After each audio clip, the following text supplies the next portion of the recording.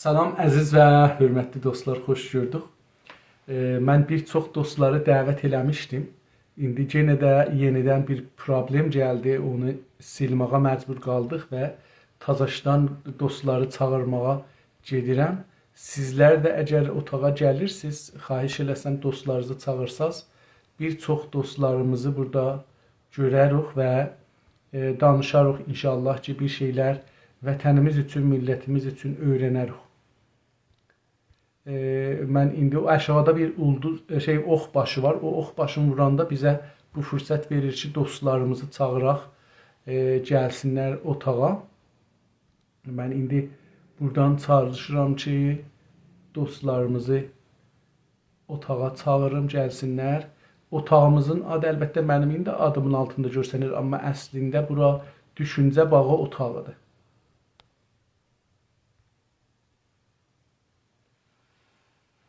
Tamam. Umarım ki qonağımız da təşrif gətirsinlər. Başlayaq bərnaməyə. Əziz və hörmətli dostlar, bir daha salam ərz edirəm. Umarım ki, hər yerdəsiz, hər zaman, hər indi ya gələcəkdə bizi görürsünüz. Vətəndə ya vətəndən qıraqda bizi görürsünüz. Keyfiniz saz olsun. Biraz bunu demək çox da bəlkə bəzi dostlarımıza uyğun gəlməz. Bu günlərdəki vətən çətin günlər keçinir. Amma arzu eləyək ki, bir yaxşı günlərə gələk.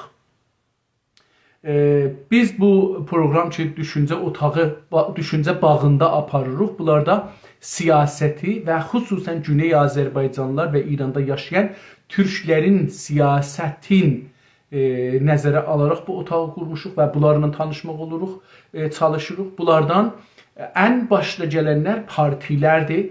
Partilərdə dəvət eləmişik. Bunlardan 11-12-si qəbul ediblər, gəlsinlər. Ən başda gələn Güney Azərbaycan İstiqlal Partisi, Salih bəy İldırım partinin lideri olaraq, sözçüsü olaraq gəlmişdilər. Və 6 cələsə çox geniş suallar verdik. Sonra da yazılı sualların %65-i qaldı. Onları da verdik. Gündə cavab verirlər, göndərirlər və mən də onları çalışıram, internetə qoyam. Dünən məsələn çalışdım, onlardan 2 dənə video düzəltdim və qoydum ki, görəsiniz. Ondan sonra Güney Azərbaycan Demokratik Türk Birliyi təşkilatı idi ki, gəlmədilər mütəəssifanə və hər gün ki, gəlmədilər 10 nömrə mənfi aldılar, 60 nömrə mənfiləri var. Salih bəy İldırım və təşkilatları hər gün təqribən milli ərdəmli alıblar. Sadəcə bir gün ki, Günaz TV-ni nəqd elədilər, orada ən ərdəmli əxlaqını aldılar. Ondan sonra Yunus bəy Şamili cənabları təşrif də gətirdilər. Mən çağırım Yunus bəyi. Azərbaycan Demokrat Partisi ADP deyə təşkilatın müşaviri, Mərkəz Komitəsinin müşaviri olaraq huzurları vardı burada. Məncə bu partinin çox teorik danışan insanı, çalışan insanı Yunus bəy Şamilidir. Mən hərdəqəl partidən parti adına danışmasalar da bunu görürəm, amma o cəhətdən deyirəm. 2 gündür bu gündən qonağımız olurlar. Mən bir də çağırım Yunus bəyi. Bəlkə bir irad gəldi ki, eləyə bilmədilər. Umarım ki, eşitsinlər və gələ bilsinlər. Çünki görürəm, burada vardılar. Tamam, təşrif gətirdilər. Və dünən gəldilər. Çox bir gözəl mübahisə apardıq və milli ərdəmli unvanın dünən qazandılar. Buna görə ki, çox əxlaqlı, politikal bir bəhslər apardılar. Bugün 2-ci gündür, biraz qısa danışacağıq. Zahirən bir öncədən planlanmış işləri vardı, onun üçün. Amma mən bunu da əlavə edeyim, sonra proqrama başlayaq. Dostlar, mən dünən gecə bu Sayın Yunus bəy Şamilinin videosunu hazırlayıb YouTube-a yüklərkən düşünürdüm ki, bir şey yazım. Yazanda bu yadıma düşdü ki, vaqəən mən getdikcə buna daha çox inanıram ki, bunlar siyasətin dərsləridir. Xüsusən ki, bölgəsəl və milli siyasətin. Fərqli ola bilər, istiqlalçı ola bilər, federalçı ola bilər, ayrı bir siyasi baxışı ola bilər, İrancı ola bilər, amma bölgəsəl siyasətin, özü doğru siyasətin. Yəni bu bölgədə lazım görünən siyasətin məncə anasıdır və hətta danışıqda oxuduğumuz kitablardan çox önəmlidir. Çünki onlarda Fransanı, İngilistanı, nə bilim Amerikanı, Japonu, Çini oxuyuruq ya Hindistanı oxuyuruq. Onlar bizim ölkəmizə, bizim millətimizə, bizim bu tarixdə yaşayan insanlarımıza nə qədər uyar ya uymaz orası bəhsdir. Amma bunlar için bizim danışıq, bunlar bizim öz millətimizdən, öz içimizdən bir yol axtarırlar. Bir siyasi yol axtarırlar. Bunun üçün mən bunları çox önəmli görürəm və fikir edirəm ki, bu 10 parti əgər gəlsə, hududən 140 saat dərs verir və bu böyük bir, demək olar ki, siyasətdə böyük bir yer atacaq üstünə. Mən belə düşünürəm hətta. Salam aleyküm Sayın Yunus Bəy Şamili cənabları, xoş gəlmişsiniz. Selam bizdendir, hoş bulduk. Çok sağ olun. Sağ olun, təşəkkür edirəm təşrif gətirdiniz. Bu günləri cənabınızla ikinci günümüzü başlayırıq. Bundan sonra da bir 4 gün olacaq. Yəni bu gündən sonra da 4 gün olacaq. Umarım ki 4 saatı mənə verəsiniz hər gün. Mənə həftələrin ortasında daha çox məqdurdur. Həftə sonları biraz yəni mənə çətindir, amma həftə ortası. Bu həftəni gözləyəcəksiniz. Yəni həftənin sonunu da bizə görə xərcləyəcəksiniz. Gələn həftə gedin işinizin dalasın həftə sonu. Bu həftəni bizə verəcəksiniz. Baxaq görə o zamandan məcbur gedir. Umarım. Ərz edeyim, mən gedirəm əsasnamə haqqında, məramnamə haqqında bir suallar soruşam. Əgər qısa buyursanız bu bölümü sürətlə keçərik. Çünki biraz da dünən danışmışıq bunları. Sizin təşkilatın yazılı əsasnaməsi var mıdır? Var, əlbəttə vardır və əsasnamə yalnız türkcə vardır və o adını çəkdiyimiz internet səhifəmizdə var. Yəni orada bir şey var, bir titr var, ünvan var, təşkilat sənədləri. Ora getdiyində hər kəs əsasnaməni görə bilər orada. Bəs ələnidir, yəni hamı onu görə bilər. Əsasnamə əlbəttə ki, ələnidir. Gözəl. Əsasnaməniz türklərin və Güney Azərbaycanlıların oxumasına açıqdırmı? Yoxsa məsələn bir bölgəsəli onu görə bilir, ya hamı görə bilir? Yox, hər kəs onu görə bilər. Yəni. Tamam. Sizin təşkilat indiki aşamada demokratik bir təşkilat mıdır özü? Təşkilatın özü indi içində bir demokratik bir təşkilat. Bizim baxış açımızdan əlbəttə ki, yəni bugün mövcud təşkilatlara baxdığımızda ən demokratik təşkilatı bəzi kriterlərə görə də mən deyə bilərəm ki, Azərbaycan Demokrat Partisi ən demokratik parti Azərbaycan, Güney Azərbaycan Partisi sayıla bilir. Gözəl. Sizin təşkilat demokratik ölkə və dövlət qurmaya necə baxır? Bir də sual verin. Sizin təşkilat bir demokratik dövlət və ölkə qurmağa necə yanaşır ya baxır? Yəni bizim təşkilat əsasən bir demokratik dövlətin qurulmasına çaba göstərir və yaradılma fəlsəfəsi də o demokratik dövlətin qurulmasıdır. Amma bizim təşkilatın məqsədi dediyim, dünən izah etdiyim kimi demokrasi fikrində bizimki aşağıdan yuxarıya demokrasiyə inandığımız üçün bu demokrasinin gəlişməsi İran siyasi dəyişilimindəki İran rejiminin köçməsi ilə imkan olacaqdır. Bugünkü İran İslam Cumhuriyyətinin köçməsi ilə imkan olacaqdır.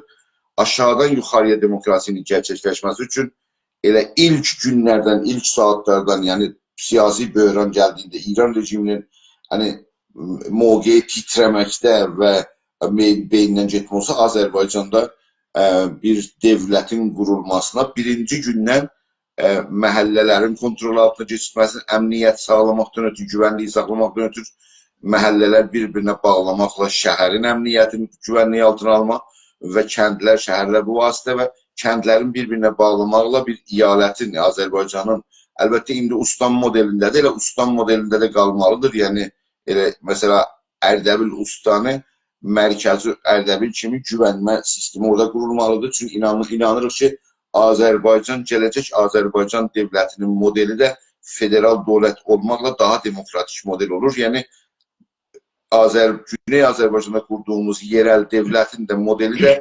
federal dövlət sistemi olmaq lazımdır. Yəni, bugünkü ustanlar adlanırlar Zəncandır, bu o Ərdəbildir, bu Qərbi, Ustan, Azərbaycanın Qərbi şərqidir, bu Həmədandır filan. Bunlar da o yaratdığımız Azərbaycan dövlətinin fərqli bölümləri və ya state'ləri və ya ustanları sayılacaqdır. Ona görə əmniyyəti Yəni bir sistemdə... də siz yəni indi burada mənə belə bir sual çıxır ki, yəni hər ustan özü bir federal olacaq, yoxsa Azərbaycan bir federal olacaqdır, onun içində ustan olacaq? Azərbaycan bir federal olacaq və Azərbaycan özü də bir federal sistemi ilə idarə olacaqdır deyə düşünürük biz. Çünki federal sistemdə insanlar siyasətlə yaxından uğraşırlar. Yəni bir sistemi federal qurmaqda lazım deyil ki, çeşitli millətlər orada olsun. Almanda federal sistemi var və orada yaşayan əksər cəmiyyət Almanlıdırlar. Amma bir federal sistem var. Bu nə deməkdir? Bu, yəni Almanın sisteminin daha demokratize olması və xalqın yaxından siyasətlə uğraşmasına imkan yaratmaq üçün federal sistem qurulur. Amerikada elədir. Yəni orada fərqli etniklərin sistemi deyil. Əlbəttə orada olmağı lazımdır. Amerikada indi bəhslər gedir ki, çoxdan bəri bəhslər gedir ki, mesela bu İspanyol bölümündə bir işlər görsünlər. Yəni o dillərin rəsmiyyətə tanınmağında filan da, amma hər halda yəni bir ölkədir, bir dillə, amma federal sistemdir. Yəni, əlbəttə Amerika dövlətində rəsmi dil yoxdur da, bunu bilirsiniz ki, rəsmi dil yoxdur. Hər halda, yəni bunun adı rəsmi dil, yəni şah zamanında İranın rəsmi dili yoxdur. Yəni məşrutiyyət anayasasında məşrutiyyət dil yoxdur, amma praksis olan dil farsça idi. Amerikada praksis olan dil İngilizcədir. Yəni o elə yəni əməldə yəni rəsmi dil odur. Mən məqsud bunu demək istəyirəm ki, yəni federal sistemi yalnız multi-etnik və ya kəsir ümillə məmləkətdə deyil olmağı lazımdır. Bəlkə elə yəni monoetnik bir devlətdə də Alman kimi və ya Azərbaycan biz arzu etdiyimiz kimi olmalıdır və bu vasitədə yəni xalqın yaxından siyasətə uğraşma, öz dərdlərini və problemləri ən yaxından siyasətlə ilişki qurma və onların çözümünə və həllinə çalışma cəhətindən federal sistemi Azərbaycanın o dövlətinin içində də bərqərar olmasını düşünürük biz. Yəni bugünkü şeylər var, ustanlar. Bunların bir-birinə dəymanə ehtiyacı yoxdur. Sistem idarə Azərbaycanın içində elə o cürşü qala bilir və bir mərkəzi sistem, yəni Təbriz mesela Azərbaycanın mərkəzi olaraq bu həyatına devam edə bilir. Yəni ustanlar qalır, yəni Təbriz Azərbaycan, Güney Azərbaycanın mərkəzi olur, amma o əyalətlər ustanlar kimi elə bir federal dövlətin əyalətləri kimi qalmalıdır. Doğru. Bizcə. Və sizin təşkilat... Bir də bunu artırım burada. Bir də bir şey artırım ki, yəni baxmayaraq ki bir xalqıq, amma bu xalqın içində də bəzən bölgəsəl rəqabətlər məsələsi vardır. Yəni bu federal sistemi Güney Azərbaycan dövlətinə düşünməyimizdə bölgəsəl rəqabətlərin qarşısını almaq, eyni halda xalqın özünü müstəqim siyasətlə uğraşmağa təşviq etmək cəhətindən Azərbaycanın idarə sistemi federal olmasını düşünmüşük. Bir soru sonralarda soruşacağım, amma yeri gəldiyi üçün burada soruşum. Orada soruşmarıq bəlkə yadımızda olsa. O da budur. Məsələn, indi bəzi şəhərlər arası, bölgələr arası bir rəqabət var. Mən səndən önəmliyəm, sən məndən önəmlisiz. Məsələn, Ərdəbillə deyək ki, Təbriz arasında, Təbrizlə Urmuz, Zəncan, Qəzvin, Həmədan, bunların arasında bir rəqabət var. Hətta bunların içində məsələn Azərbaycan şərqində şəhərlərin arasında bir rəqabət var. Mənim çox imkanım olsun, mən çox iş yaradım, mənim çox millətim rifahda olsun. Siz buna deyirlər yerçilər, yəni nə deyirlər? Şəhrbazlıq, kətbazlıq, hərçəsən öz yeri, yerbazlıq. Bu yerbazlıqla siz nə cürsünüz? Yəni sizin bu liberal sistem bunu təyid edir, rədd edir siyasi sistem. Bu məna, yerçilik bu mənası ideolojik mənada yanlış bir düşüncədir. Yəni ki, güya mən o birislərdən önəmliyəm, amma yerlilər, məsələ deyək ki, Şərqi Azərbaycan, ya Ərdəbil, ya Zəncan öz bölgəsinin daha gəlişməsinə çalışması, orada insanların daha rifaha geçməsi, normal olaraq başqa bölgələrlə bir normativ rəqabət içində ola bilər. Adını çəkdim, normativ rəqabət. Yəni sarsıdıcı, yıxıcı rəqabət deyil bu. Normativ bir rəqabət içində ola bilər və vardır da, yəni dünyanın hər yerində var. Ona görə bu federal sistemi Azərbaycanın öz içində o rəqabətlərə bir cavabdır bir tərəfdən. Bir tərəfdən də həqiqətən xalqın yaxından siyasətlə uğraşmasına şərait yaradır. Yəni bir tirlə, bir oxla iki nişan vurulur. Həm o rəqabətlər məsələsinə, elə normativ rəqabətlərə bir cavab verilir sistem içindəki hər kəs öz bölgəsinin daha yaxşılaşmasına çalışsın Azərbaycanın içində. Eyni halda federal sistemdə insanlar yaxından siyasətlə uğraşdığında öz bölgəsini idarə etmədə və bu vasitə ilə daha çox effektiv və etkili formada təsir eləsin siyasət. Tamam. O federal bölümündəki gələn bölümdə fikirləşirəm. Orada bunu çox danışaq. İstiqlal bölümündən sonra əlbəttə bunu çox danışacağıq. Sizin təşkilat demokrasini və demokratik sistemi necə tərif edir? Və demokrasi əsasında xalqın qatılımı, bir xalqın qatılımı ilə bir hakimiyyətin qurulması mənasını verir. Yəni, burada o əsas söz var ya, xalqlar öz müqəddəratını təyin edəcəklər deyə. Xalqlar səs verməyə gedirlər, nümayəndələrin və ya təmsilcilərin seçirlər və təmsilcilərin vasitəsilə qanun yazılır və qanunu icarə etməyə bir yürütmə sistemi, yəni dövlət icraî sistem qurulur. Onun yanında bir ədalət qurulmaq üçün yargı sistemi yaranır. Yəni, Dadüstəli, yəni Vizarəti Umuri Qəzai.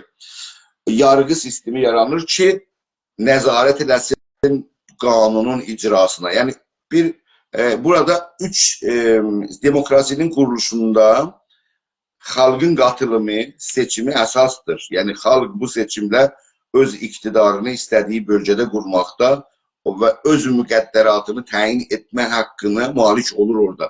Amma orada bir şeylər var. Yəni, bir sistem qurulur, məclisi qurulur, məclisdə qanun yazılır. Yəni, iki qanun yazmadır ölkəyə. O məclisə gedənlər kimdirlər?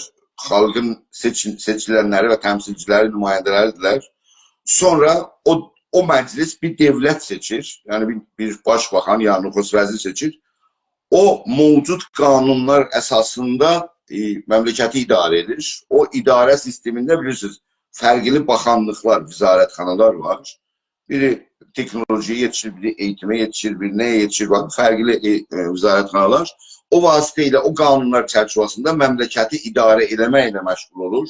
Onun yanında bir qüvvə-i qəzai ya yargı vardır. Yəni ki, müstəqildir. Demokrasidə ən önəmli kurallardan birisi yargının bağımsız olmasının, yəni ən yüksək bağımsız bir yargının olması bir ölkədə orada demokrasinin ən güclü olmasını göstərir.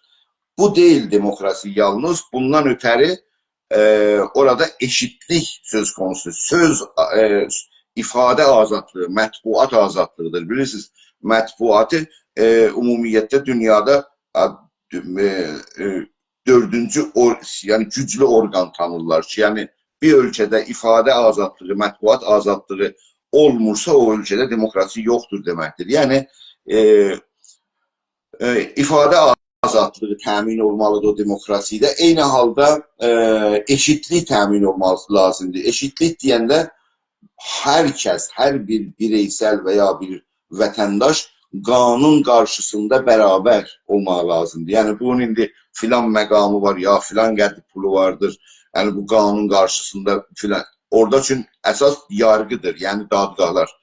Əgərsə müstəqil dadgah sistemi varsa, orada hər kəs o qanunun qarşısında bərabər həqqə sahibdir və ya bərabər dəyərə sahibdir və o vasitə ilə demokrasi qurulur. Yəni, demokrasi bir tərəfdən bir siyasi sistemdir ki, orada insanların bir toplumsal cavablarına və adilanə bir toplumun yürüməsinə köməklik edir. Eyni halda o dəyərlər, azad yaşama, azad düşünmə, azad ifadə, haqlı, eşitliyə çalışma, ədalətli bir toplum bərqərar etmədə bir yaşam tərzinə çevrilir demokrasi. Yəni, o gün demokrasi deyəndə çox, yəni hər alanı ki, təsəvvür eləsəz, o eşitlik, bərabərlik, insan hüquqlarına yaygın halında və o sahədə görməliyik. Məsələ, demokrasini aile içinde değerlendirmə demokrasini bir şirket içinde bakabilir, bərqərar olur.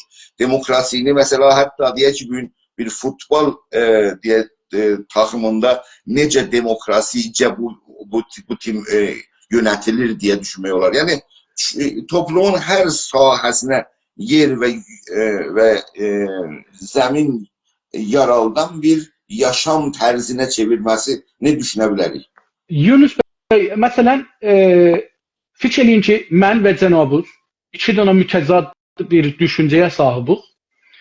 Düşüncəmizi də istirik yetirək topluma. Ya indi bireysel ya bir təşkilat ünvanında istirik yetişək. Amma imkanımız yoxdur. Yəni pul və sərmayə, bilirsiniz, radio və televizyon ağır pul istəyir. Hətta ruznamə ağır pul istəyir. Yəni siz neçə min, məsələn 100 min dolara gərək vəsitə eləyə bilirsiniz, ruznamə çıxardasınız. Eləyə bilirsiniz 10 min dana, 20 min dana ondan məsələn gündə ya həftədə yaya bilərsiniz ki, oradan səsizi getirəsiniz. Yoxsa azad demokrasi burada nə iş görəcək ki, biz bərabər eləyə bilək o adamların ki, mali imkanları yoxdur, demokrasiden pullular fəqət faydalanmasın. Pulsuzlar Yani da faydalanabilsin. burada siz demokrasi dediğimizde hem düşünce bir terzi ve hem yani bizim necanlık formu ve aynı halda bir sistemi siyasi kimi ben izah ettim ama bu o demek değil ki demokrasi çok eybi-nəqsisiz bir sistemdir. Oralarda da geldiğimizde demokrasi bazı sahələrdə eleştirmeye imkan vardır. Elə adın çəkdiyiz orada yani bir ayrı seçicilik. Yani bəzilərində biraz daha çok imkan, bəzilərində az imkan olması özü bir sorun yaratır bu meselede. Ama burada bir sosyal devletin yani eğer mesela siyasi pencereden baktığımızda sosyal devletin yaranması toplumun fərqli kəsimlərinə eşit imkanı yaratmada ciddi bir rolü var demokrasinin. O cəhətdən bir az yani bu fərqli kəsimlərin ədalətli bir yanaşmaya imkan yaradır ama aynı halda bu problem vardır. Mesela diğer ki eğer seçimlerde bir oyunbazlık olursa veya tekallüp olursa yani onun sonuçları düzgün çıkmaz yani seçim olur. Mesela orada da bir yani sakınca vardır. Yani seçimler acaba adilane gelir mi getmir mi falan. Demokrasinin başka yönleri de var biraz problemli ama bakın bugün siyasi tarihin, uzun siyasi tarihin gelişmesine ve pişrəftinə baktığımızda bu siyasi yani demokrasi adına siyasi sistem en gelişmiş, en yatkın ve en elverişli sistem ki bugün praksise geçmiş, əmələ geçmiş, əməldə icra olmuş. Eyni halda ki o adını çəkdiyimiz nəqslər də vardır. Mesela deyək ki bizim uğraşdığımız məsələ milli məsələdir. Mesela demokrasi məsələsi milli məsələ ilə uğraşmır mesela.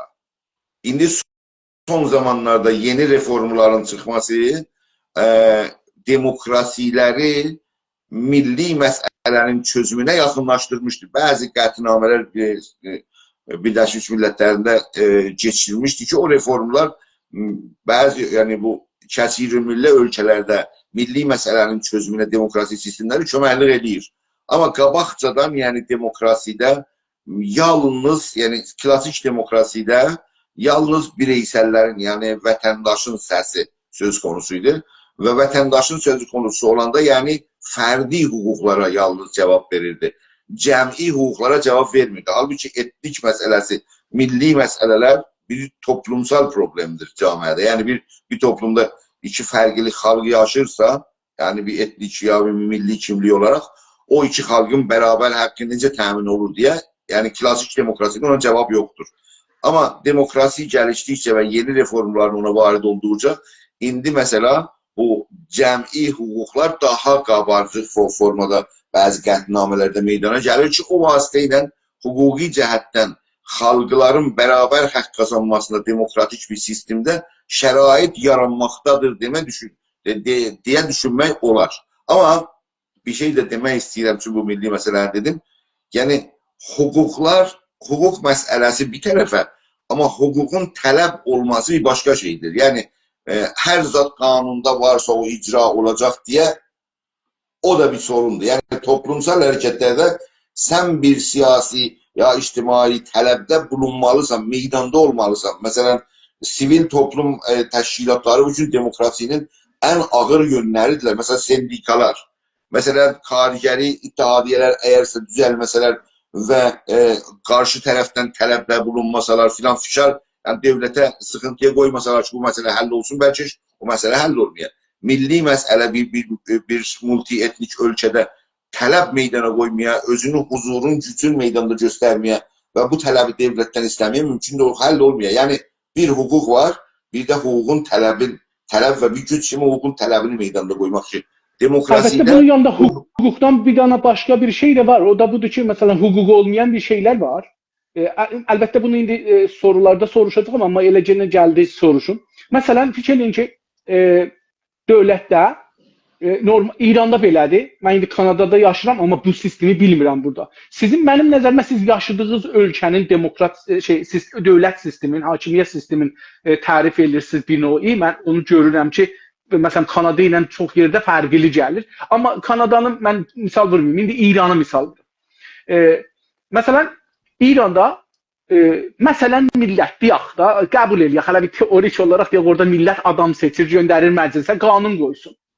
Qanunu nümayəndə qoymur. Qanunu o hakim sistem hazırlır, gətirir, verir bura, deyir, mənim bu lazımımdır, bunu ver. Yəni, millət qanun təsvib eləmir. Onlar bir ehtiyacları olanı, millətin əlindən gücü istir alsın, pulu alsın, maliyyatı alsın, hər nəyi alsın, ya bir məhdudiyyət qoysun insanların boyuna, onun chartın hazırlır, qanun şəklində, pişnahat şəklində verir məclisə, məclis oturur, onu təsvib edir. Yəni, onun üstündə tartışır. Bu ki, mən millətin tərəfindən gəlmişəm, millət burada nə istir? Yoxdur. Sizin demokrasiyada nədir olacaq? Yəni, sizin gətirdiyiniz misal İranda, hani İranın seçimləri, İran dövlət yapısı, İranın anayası tamamen yani demokrasinin kriterlerine haykırıdır. Yani orada düzgün bir seçim yok. Anayasanın yazdığı tamamen demokrasi gelenekleriyle karşıdır. Mesela dini hakimiyet var, dinin üstünlüğü var. Halbuki bir demokratik açıdan demokraside dini azatlık var. Yani herkes her dine inanırsa inansın ama o dinin devletin siyasi yapısında hiçbir rolü olmamak lazımdır. Yani halbuki İran'da bir dini sistem var. Yani kanun yazanda oraya bakmalılar. Kur'an ne deyir, sünnet ne deyir, peygamber ne işiyor, onun muavini ne işiyor filan. Onlara bakıp kanun yazdılar ve mesela meclis seçimleri hiç azatlık yoktu.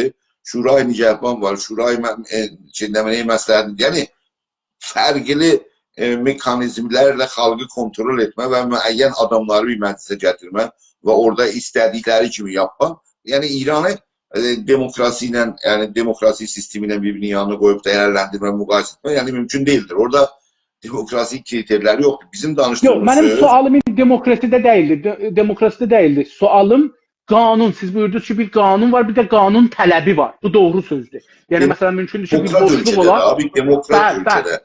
Bəli, bu doğrudur. Amma mənim sualım budur ki, bəzən indi məsələn fikirlə Kanadada bilmədiyim üçün yenə də bunu mən dedim, çünki sistemi bilmirəm burada nə cür gedir, ona görə diqqət eləmirəm əslində. Amma məsələn İranı misal verirəm, çünki oranı tanıyıram, oranı yaşıram. O da budurdur ki, nümayəndəni seçirsən, göndərirsən məclisə, sənin tərəfindən səni difa eləsin, yəni milləti, seçənlərin müdafiəyidir orada, dövlətə qarşı. Ya hətta qüvvə qəzaiyə, ya ədliyyə qarşı ki, qanunlar verək ki, düzəməlli işləyə məsələn. Çünki qanun bu verməsə, o işləyə bilməyəcək. O gərək bir qanun verək ki, o da onun üzrünə tartı ilə işləyəsin. Amma indi gedirik məclisə, görürük ki, dövlət, müdiriyə sistemi, yürətim sistemi ehtiyacına görə qanunları tasarlır, yazır, gətirir, verir məclisə, bir bunu qanun elə ver mənə, mən bunun üstündə işləyim. O da onu biraz izafə, hətta indi məsələn, mən nümayəndələrin birinin sözünə baxırdım, deyirdi ki, biz geçən 40 ildə dövlət büdcə gətiribdir ki, maliyyatı bir belə çoxaldacağım. Məclis onu 2 qat çoxaldıb məsələn. Maliyyatı o dövlət deyib 10%, məclis eləyib 20%, 30%, 40%. Ya istəyirəm deyəm ki, məclis burada dövlətdən də millətə çox baskı basır. Düzdür, amma o ne? Yani o İran'dı da. Bakın İran'da hatta meclis nümayəndəsi seçilməsi də azad verir. Yani gerek Şura-i Nigaban təyid edir ki, bu meclis nümayəndəsi ola bilər. Yani ne?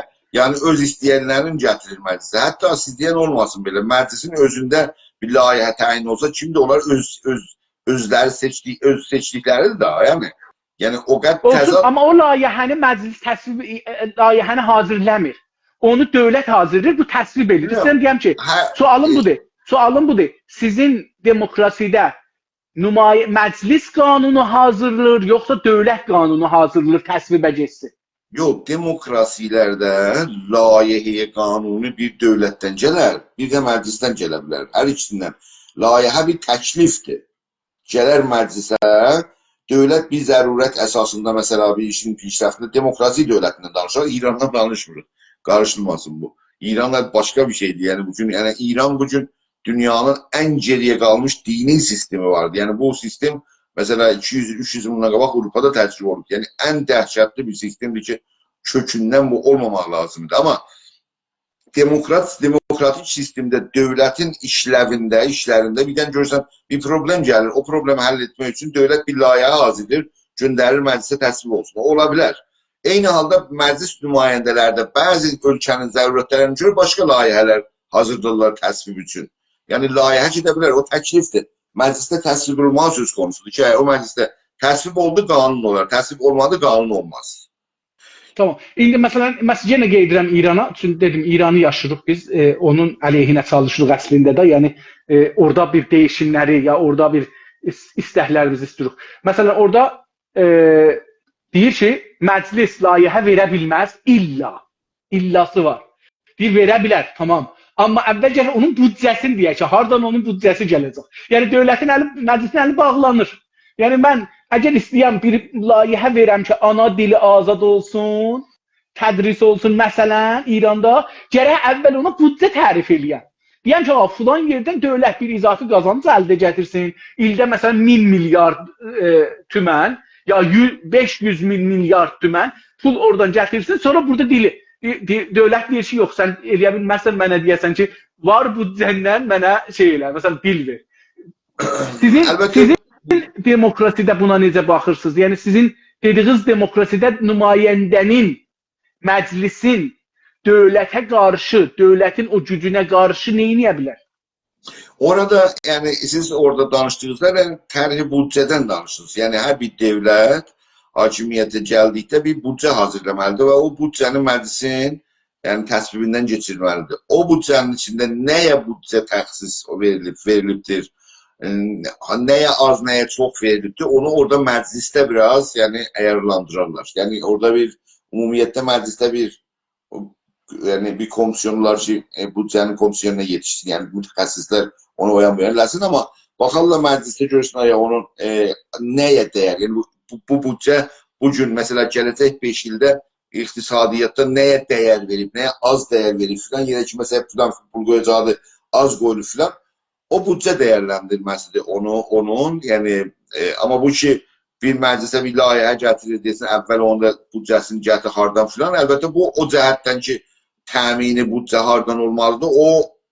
qeyri-əqlani bir şey deyil, yəni, məclis nümayəndəsi də düşünəndə, ya bir məclis nümayəndəsi deyil, bir partiya gətirir bir layihəni məclisdə, onun büdcəsinin hardan təmin olmasına düşünməlidir, əlbəttə, o çox qeyri-normal bir şey deyil, yəni, tamam, bu büdcənin bu postlarından, gələcək büdcənin postlarından hansısını həsblə bunu onun yerinə qoymaq üçün büdcə bir məhdud bir şeydir, yəni, normal dövlətdə, İranda yox, çünki İranın dövlətdə bəlli deyil, pullar hara gəlir, hardan gedir, məsələn, nəftin, hətta bir də dövlət məsuldur, dövlət demiş ki, məsələn, bəlli deyil İranda nə qədər nəft satılır, onun pulu hara gedir, yəni, indiyə qədər bilməyiblər ki, İranın nə qədər dəramədi nəftisi vardır, məsələn, bəzi vaxt xarici mənbələr üçün onlar başqa bir yollardan kontrol edirlər, bir büdcələr, bir sözlər deyirlər, məsələn, İranın bu qədər satdı, amma İranın öz dövləti, öz, məsələn, vizarət iqtisadi, vizarət maliyyəsi bilmir ki, məsələn, burada nə qədər pul satılır.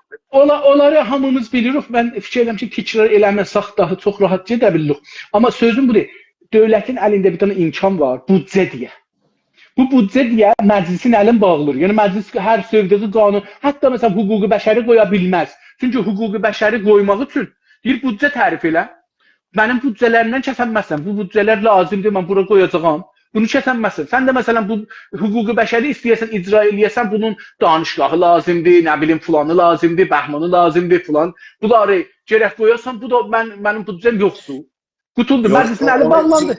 Siz büdcə məsələsini İrandan çıxardın, İrandan çıxardın. İranda bu cənazə bağlanan o başqa, tamamen başqa bir Tamam, şey. onu çıxadaq. Amma Mən elə gətirin sizin sistemi bir soruşuram demokrat da. Mən ona görə sizin sistemi soruşuram. Sizin bu demokrasidə bu nəzir olacaqdır. İranı soruşmuram. Amma İran bəli. кейsini alın nəzərinizə. Çünki siz İrana görə danışırsınız. İndi Norveçə, mən də Kanadaya görə danışsam deyərəm nəzir olur. Amma biz İranda olan vəziyyətə indi danışırıq. Ya gələn Azərbaycanın Baxın, İranda demokratik bir devlet kuruluş, biz demokrasiden danışırıq, elə deyil. Demokratik bir devletin büdcə məsələsini necə həll edər, onu danışmalıyıq. Yəni, bu gün İran İslam Cumhuriyyəti nə edir, bu başqa sözdür yəni. Ona göre biz burada təsəvvürümüz budur ki, İran'da, İran rejiminden sonra deyək, bir demokratik hakimiyyət olsa, büdcə ilə nə tür uğraşmalıdır, ne olur onda? Bu günləri bizə bir tane model de vardı bu ta. Yani o cür deyil ki, siyasette biz yalnız sıfırdan başlayacağız ki, büdcənin nə tür filan elərlər. Demokratik devletlərdə büdcəyə necə baxılır, ona da biz o cür də baxmalıyıq. Mesela büdcə əgərsə deyək, indi bu günləri mesela seçim var filan ölkədə, sağçı partiler əksəriyyət gətirib də dövlət təşkil edirlər. Liberallar və daha sağlar deyək. Onlar büdcə yazanda, məsələn deyək, kapitalizmin fərqli kəsimlərindən maliyyatın az almasının, həmişə o cürsüdür, yəni sağçılar maliyyatın az almasını, yəni orta kəsimdən, yaxşı dəramətlilərdən, yəni kompani rəislərinin filan, bunlardan biz maliyyatı filan qədər azaldacaq, onların rəyin almaqdan ötür. Onların maliyyatını azaltdılarsa, maliyyət büdcəyə az pul girəcək də. O pulun azaltmasını hardan, maliyyatını hardan azaltır? Gəlib görürsən ki, məsələn, fərz edək, məktəblərdən, mədrəsələrdən bir dənə post, iki dənə post əskilir və burada o maliyyatı onlardan azalır. Mesela ona göre o seçilen devletin, yani hangi partiya devlet təşkil edəcək deyə və ya əgər etilafdır, siyasi bir etilaf, yəni neçə partiya bir devlet düzələcək, o partiyalar oturup birbiriyle büdcə anlaşması yaparlar. Mesela deyək ki, liberal, sağ girayişlər birbirinin yanında durursalar, deyəcəklər, burada belli, yani anlaşarlar orada, büdcəni nə tür təmin eləsinlər. Eğer sol girayiş, mesela diğer sosyal demokratlar ve sol girayiş, mesela bu çevrəçilərlə beraber ya sol partiyalarla beraber hakimiyyəti ələ aldığında orada ne olacak? Orada daha sosyal devletin bölümlerini, eğitime daha çok əhəmiyyət, yani ve daha çok geniş vasitədə yoxsul kəsimin şəraitinin uygulamasını və toplumda devamlı bir toğusənin və gəlişməsinin şərait yaratmağa siyasət qoyacaqlar. Ona görə biz bundan büdcə haqqında danışanda büdcəni tənzim edənlərin haqqında da danışmalıyıq ki, əcəba sağ baxışdan büdcə tənzim olur, genel danışıram, ha, çünki onların cüziyyatını kimi olar. Sağ baxışdan büdcə yazılıbdır, təyin olubdur və ya sol baxış açılı, yəni sol partiyalar bu büdcəni təyin. Orada büdcələrin yerdən göyə deyəndə bir seri ciddi təfavütlər birbirinin arasında görmək olar. İndi əgərsə, mesela bir gün İranda da belə bir şərait gəldi, hatta Azərbaycanın öz içində belə, Azərbaycanın öz içində deyək, öz partiyası, mesela deyək, yerel devlet kurulu olan parlamanı var. Parlamanın içində sağçılar və solçular oturacaqlar. İndi sağçıların əlinə düşdüyü kapitalistlərin maliyyətlərini daha az almaq istəyəcəklər ki, kapitalistlər və ya kəsi yaxşı, yəni pul dəramətlər onlara daha çox məsələn çəkilib rəy versin, səs versinlər və sol partiyalar işçilərin, mesela deyək karmənlərin, müəllimlərin filan onların yəni cinahını daha çox gücləndirməyə çalışır. Üçün səsləri də, rəyləri də oradan alırlar. Yəni bu dünyada bugün məmul olan bir vəziyyətdir. Çünki büdcə də onun əsasında tənzim olur. Büdcənin tənziminə bugün dünyada çox genel təcrübə var. Çox böyük təcrübələr var.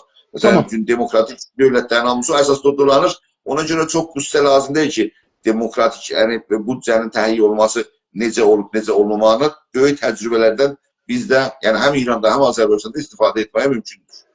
Tamam. Sizcə demokrasi sistemi Güney Azərbaycana nə zaman gəlməlidir? Ya neçə mərhələ və aşamadan sonra gəlməlidir? Güney Azərbaycana demokrasi çox gecikmişdir gəlməsi. Biz gözümüzü dünyaya açanda bizim atalarımız, analarımız bizdən demokrasi haqqında danışmalıydılar. demokrasi sistemi nə cür qura bilər? Birinci kursa gedəndə orada bizə deməli idilər ki, demokrasi nədir, sistem nə cür qurulur, vətəndaşın nə haqqı vardır və nə. Yəni biz şimdi oturmuşuq səndən mən burada danışırıq, gecikmişik, çox gecikmişik ki, demokrasi haqqında danışırıq. Yəni indi başlasaq gecdir. Ona görə biz elə dərvaqa bu danışığın başlanğıcından və ya keçən danışığın başlanğıcından demokrasinin qurulmasını başlamışıq. Niyə? Çünki demokrasinin qurulması əvvəl zehnlərdə demokrasinin formalaşması. İnsanın demokrat olması lazımdır. İnsan demokratça düşünməyi lazımdır və o seçimlərdə, yəni məclis seçimlərində demokrat güclərə, demokrat partiyalara səs verməlidir və o demokrat partiyalar anayasa yazmalıdır və yine o demokrat güclər dövlət təşkil etməlidir ki, bir demokrasi qurulsun. Ona görə Azərbaycan demokrasi sahəsində 200 il dalıdır. 200 il. Ona görə Azərbaycan çox, yəni bir dənə bir millətli, Türk milləti ki, İran sahəsində. 1000 il dövlət idarə etdi. 1000 il, 990 il dövlət idarə etdi Qacarlarca. Qacarların sonunda anayasanı yazdı, farsça təhvil verdi bir daha ayrı sistemə. Yəni biz belə bir tariximiz var. Yəni çox tamam. Düşmənlərlə utanc verici bir daha tariximiz var bizim. Mən bunu deyə bilərəm. Utanc verici bir daha tariximiz var ki, bizim babalarımız modern tarixə yaxdığınca düşünəməyiblər ki, indi nə zamandır və necə milli dövlətin qurulma zamanıdır. Yəni, Qacarların hakimiyyətə gəldiyinə İnqilab Fərənsənin bərabərdir. Yəni, deyək, bəsə o günlər bilməsinlər. 10 il, 20 il, 30 il ondan sonra onu başa düşməliydilər ki, belə bir milli dövlətlər qurulur və İranda o zaman milli dövlətin quruluşuna təşəbbüs edəcəkdilər və öz adlarına və dillərinə dövlət quracaqdılar. Demokrat dövlət quracaqdılar, amma bu iş olmadı və biz onun fəlakətin indi bu danışıqda... Mən burada cənabınızdan çox fərqli düşünürəm. Çox fərqli. Yəni, %100 fərqli düşünürəm. Məsələn, mən indi baxanda baxırıq, görürük ki, bir Qəznəvilər var. Ondan sonra o birisi gəlir, ondan sonra Osmanlı çıxır və Osmanlı dövrəmində görürük ki, milli hökumətlər başlanır. Elə bu İslam şeyində. Məsələn, onlardan biri Səfəvilər. Millidir bu da. Yəni, İslami imperatorluqdan eyni Avropa kimi ki, ayrılır, Alman çıxır, İngilistan çıxır, Fransa çıxır, nə çıxır. Burada da görürsünüz ki, vəsətdən bir özünə ideoloji yaradır, özünə torpaq yaradır. Səfəvi dövründə Səfəvi bir milli dövlət kimi görərsiniz. Xilafətdən ayrılır, müstəqil olur, dili müstəqil, tarixi müstəqil, dövləti müstəqil olmağa çalışır. Demirəm olur. Çünki mənim teorimdə olmur. Amma orada mən o dövrəni milliləşmək görürəm. Mən özüm. Yəni fərqli sizlə fərqli budur ki, mən deyirəm ki, o dövrədə xilafət var, İslami xilafət var. Bunun içindən birdən bir dana Ərdəbildən biri çıxır, deyir, mən Ərdəbildən bir dövlət quracağam. Ərdəbildən bir dövlət qurur, yekəldir, bunu başardıqca yekəldir, özü bir imperatorluğa məsələn çevrilir. Əlbəttə, mən yenə də burada özümün fərqli tarixlə, rəsmi tarixlə nəzərim vardır. Amma məncə orada, mən bunu Günas TV-də bəlkə 10 il bundan qabaq demişəm ki, orada bir milli ruhu olur. Türklük əsasındadır, Azərbaycançılıq əsasındadır o dövlət. Amma sonra genişləşir. Genişləşdikcə də bunun ideolojisi məcbur olur ki, bunları alsın da. Yəni, məsələn, çoxlu yalanlar da var. Şiələri öldürüb, Təbrizdə neyini falan. O halda görürük, məsələn, 90% sünnüdür o imperatorluğun, Qacarın məsələn. Hər halda bunu çox getməyəsən bəhsimiz deyil. Amma mən belə düşünürəm. Qoyun siz şimdi ifadə etdiniz, mən də bir 3-4 daha cümlə deyim Səfəvilərin haqqında, ondan sonra keçək orada. Yəni, baxın, əvvəla Səfəvi dövləti eləyə bilməz milli bir dövlət olsun. Milli dövlətlər Fransa inqilabından sonra dünyada qurulmuşlar. Ondan qabaq milli dövlət... Niyə axı belə baxırıq tarixə? Biz Fransadan tarixə baxmırıq ki, baxırıq görürük ki, türklük əsasında hökumət qurulub. 2000 il bundan qabaq. Milli dövlət odur ki... Divan dili farsçadır, türkçə deyil. Xeyr, Səfəvilərin divan dili... Divan dili dediyiniz, divan dili imperatorluqlarda, cənab-ı Şamili, imperatorluqlarda bir dana dil hakim olmaz. Bir dana dili hakim eləsəz, o hakimiyyət yıxılır. Dövlət dili, arz edirəm, dövlət dili olmaz da, baxın, çünki dövlət dilində fəqət mustofilər müştərəkdir. Ondan sonra heç də müştərək deyil. Yəni, məsələn, deyək ki, Təbrizdən ki, mustofi, yəni maliyyat məmuru, gedəcək İsfahana, gedəcək Gürcüstana, məsələn deyirəm ha, ya gedəcək Ermənistana, deyək, hər yerə, gedəcək Əfqanistana. O məmur ehtimalən farsça bilir. Ehtimalən. Çünki əslən Səfəvi dövləti Fars bilmir ki. Fars dövlət deyil. Amma o qoy mən bir daha üstündən cümlə deyim, bunu keçək buradan çünki tarixə keçirik. Burada biraz yox. Tarixə keçirik. Mən bildiyimə görə mən çox müstənəd tarixçilərdən gətirirəm ki, divan dilimiz yəni mənə, yəni dövlət sənədlərini hansı dildə hazırlayır? O dövrdə o məhfum yoxdur. O dövrdə o məhfum yoxdur. Hər dövlətə ki namə yazır, elə indi də o cürdür, qədim də o cürdür. Əgər siz bir dənə dövlətsiniz, məsələn Səfəvi, istir Osmanlıya namə yazsın, diqqət buyurun, misalın vururam qurtulaq da, Osmanlıya namə yazan da türkcə yazır. Əlbəttə bir anda bilirsiniz, orada bir rəvani savaş var da, cəngi rəvani vardı dövlətlər arasında. Baxın, Osmanlı ilə türkcə. Onlar da yazanda farsça yazırlar. Baxın, ona deyirsən İranlısan, o da ona deyir. Siz Səfəvilərin haqqında biraz daha çox oxumanız lazımdır. Səfəvilər türklərin tarixinə qədər ən xain dövlət təşkil edən dövlətdilər. Səfəvilər yəni milli dövlətdilər. Yəni biz indi bugünkü günündən baxda mən icazə verin mən deyim güclü tərcümə. Səfəvilər Vatikanın seytərəsinin altında Osmanlılarla savaşıblar. Yəni onların əzir olunmayışlarıdırlar. Səfəvilər əgərsə həqiqətən Türkiyədə dayanırdılar, Osmanlılarla birləşməli idi. Nəinki daima bunlar yəni o imperator savaşından keçilir orada savaş yaparsınlar. Cənab Şabili, bir dəqiqə davam eləməyək. Bilirsiniz niyə? Çünki o zaman ki milli dövlətdən danışırıq, milli dövlətdə xilafətdən ayrılır. Bizim müşkülümüz budur ki, indi mən özüm İslamçıyam, bunu deyim. Mən ümidvaram bir gün İslam dünyası birləşək Türk birliyinin altında. Mən bunu arzum, yəni mənim ən böyük siyasi arzum budur ki, İslam birliyi və Türklərin hakimiyyəti altında İslam birliyi ola. Bu mənim, amma o zaman ki siz istəyirsiniz milli baxasınız, Səfəvini şey eləyənməzsiniz. Müttəhəm eləyə bilməzsiniz. Çünki hər dövlət ki istəyir qurulsun, indi biz istəyək Güney Azərbaycanda istiqlal alaq, ya hər nə alaq. Ayrı bir dövlətlər hansısı köməklik eləsə demirik yox. Niyə? Vatikan da köməklik eləsə deyirik okey. Bunu bizə, çünki biz milli məsələyə giririk. O zaman ki İslami İslami hakimiyyətdən, xilafətdən ayrılır, özün torpaq olaraq, dil olaraq, siyasət olaraq, din olaraq, məzhəb olaraq ayırır, onda siz milli hərəkət edirsiniz. Mənim məsələm budur ki, bu günləri baxışlarımız ideolojik olur. Ora baxanda ideolojik olur. Bu tərəfə baxanda məhkum edilir. Hər halda bu bəhsdən getək. Bəs qoy mən bir iki ayrı cümlələr deyim. Baxın, bu tarix sahəsində milli dövlət İnqilab-ı Fransədən, yəni tarix və sosioloji bərraslıqlarda, yəni burjuvazi devrinin başlanması, feodal devrinin bitirməsi, burjuvazi devrinin başlanması İnqilab-ı Fransə və ondan yeri milli dövlət millətlərin qurulması başlayır. Ondan qabaq feodal dövlətlərdir hamısı. Elə İranda da otursudur. İranda Fransa İnqilabı müsaade etdi Qacarların hakimiyyətinə gəlmə. Yəni Səfəvi dövləti yəni modern dövlət ola bilməz. Yəni ola bilməz.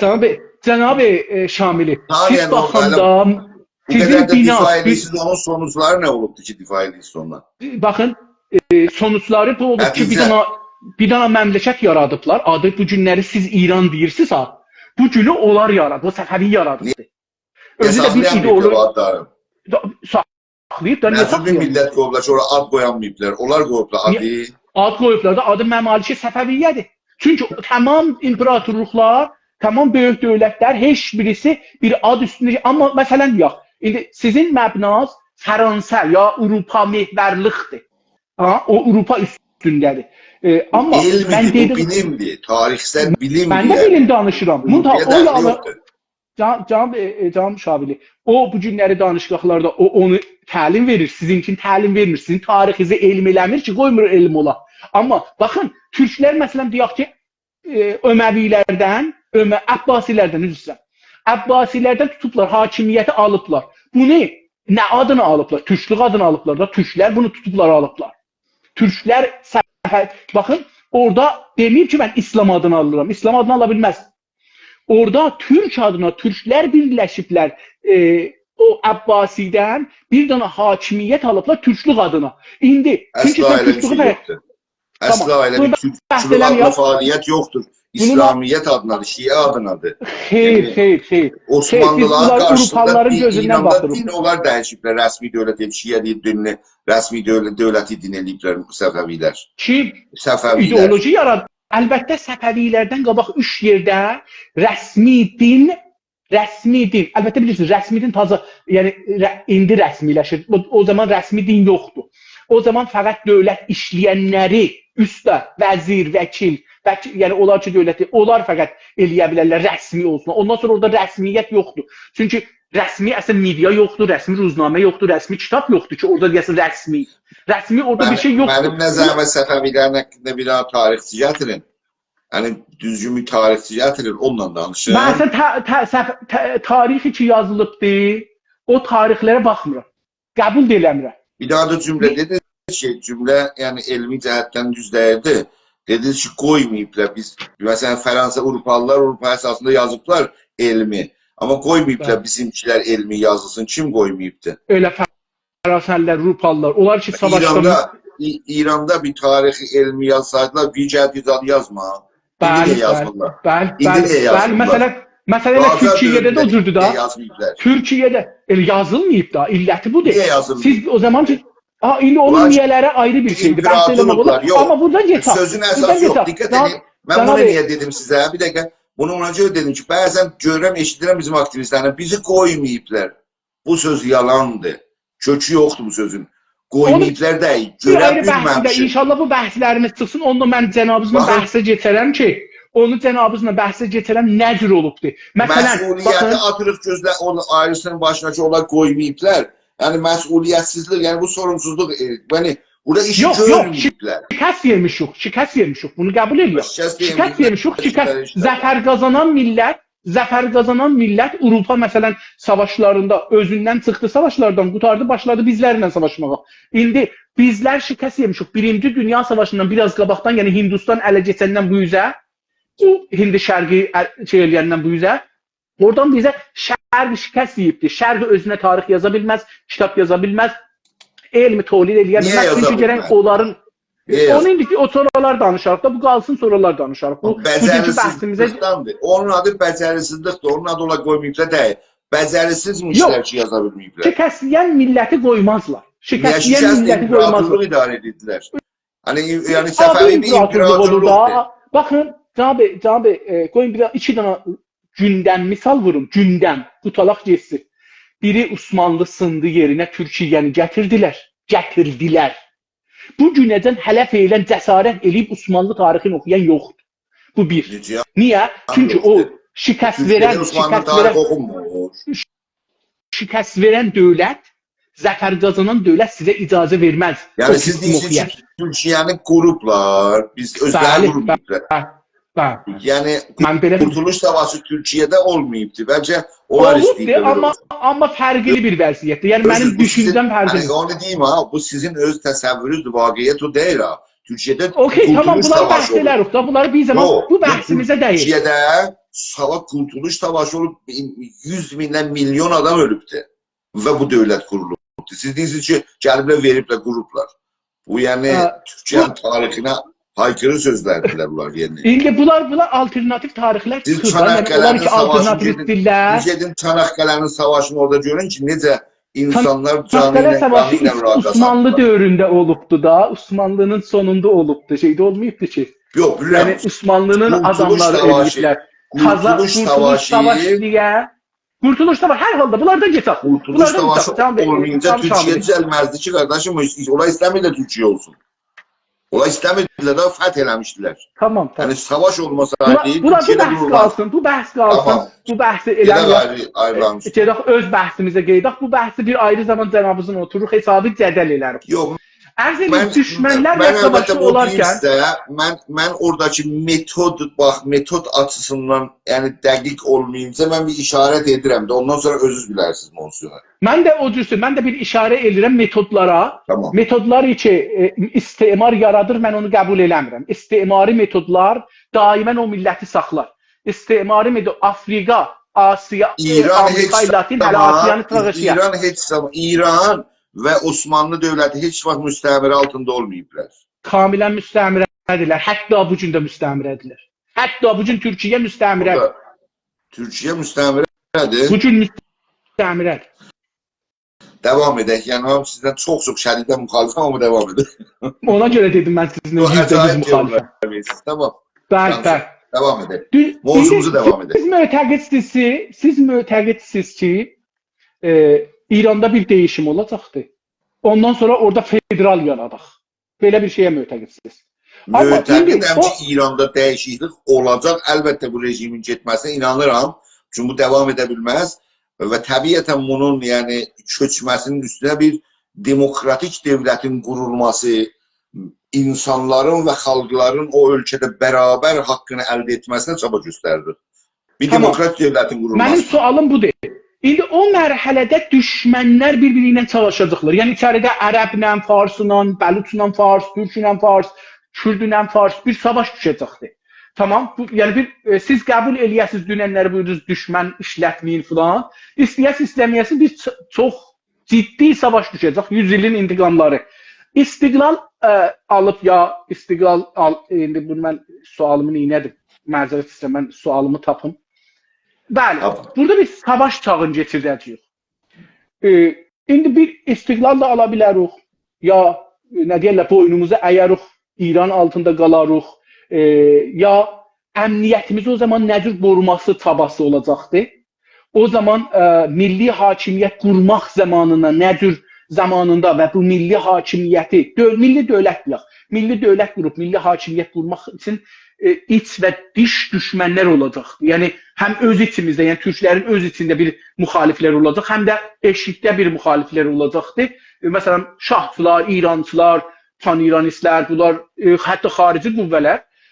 Sizcə burada təşkilatlar, bir demokratik təşkilat qurmaq olar o vaxtda, o qargaşıq vaxtda. Bəlkə biraz exaggerate elədim, yəni keçətdim ki, biləsiniz nə zamanı deyirəm. O məqtəcə hamı bir-birinin canına düşəcək. Orada bir demokratik sistem qurmaq olar.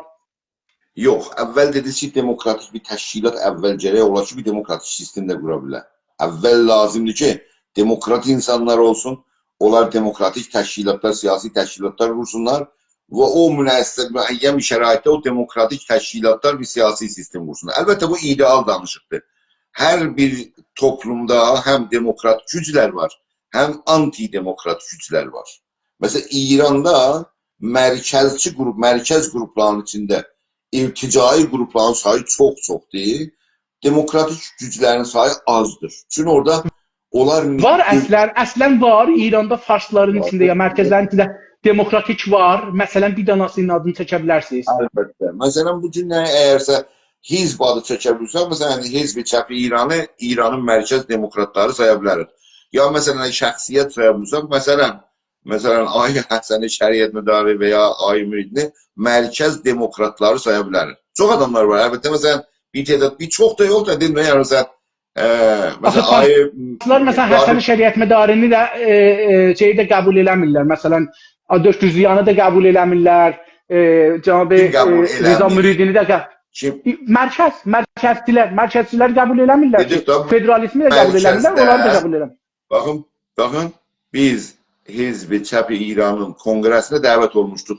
Bizim partiyamız, yəni Azərbaycan Demokrat Partisi. Orada Ay Şəriət Mədarı da dəvət olmuşdu. Bəli. Yəni o da bir mərkəz partiyasıdır, oraya dəvət olunur. Yəni mərkəz deyəndə kimlə danışırıq? Mərkəzdə faşist var, şovinist var, geriyə qalmış var, ırqçı var filan var.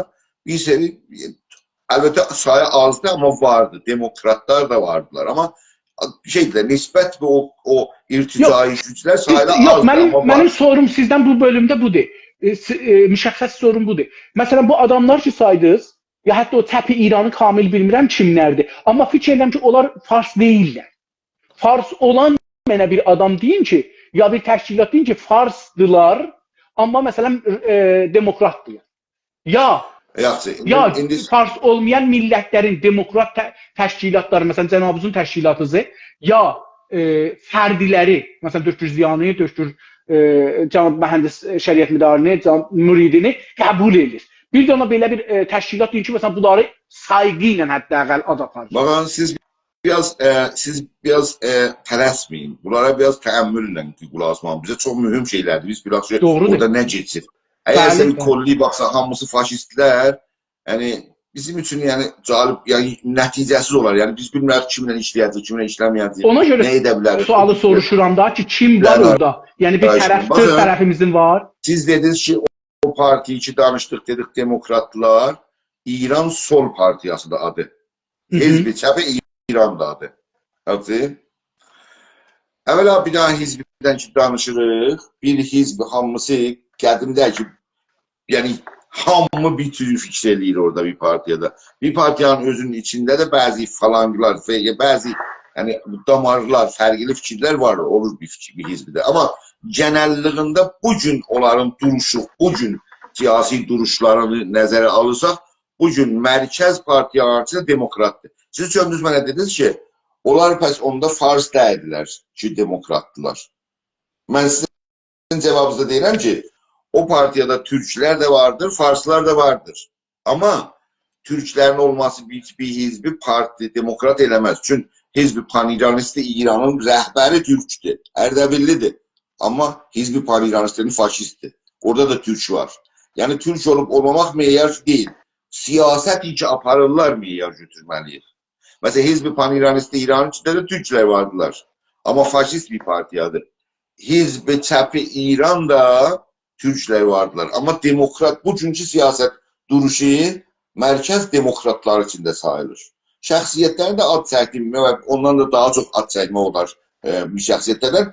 Dedim, demokrat girayiş mərkəz qrupların içində zəifdir, amma vardır. Onu bilmemiz lazımdır. Mən indi ələm cənabınız buyurdunuz, baxıram.